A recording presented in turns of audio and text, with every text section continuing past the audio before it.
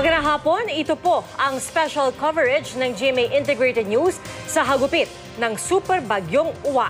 Ako po si Pia Arcangel. Ako naman po si Connie Season at buong puwersa pa rin po ang pagbabantay ng GMA Integrated News sa epekto ng bagyo. Makikita po natin, matindi po ang iniwang pinsala ng Bagyong Uwan.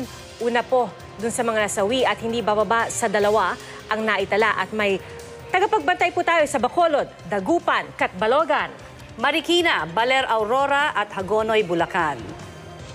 Ayon po sa Office of Civil Defense, nalunod ang isa sa mga biktima na taga Viga, Catanduanes. Nadagdagan ng gumuhong estrukturang isa pa na residente rin ng Catbalogan, Samar. At sa datos naman ng National Disaster Risk Reduction and Management Council, 2 ang naiulat na sugatan.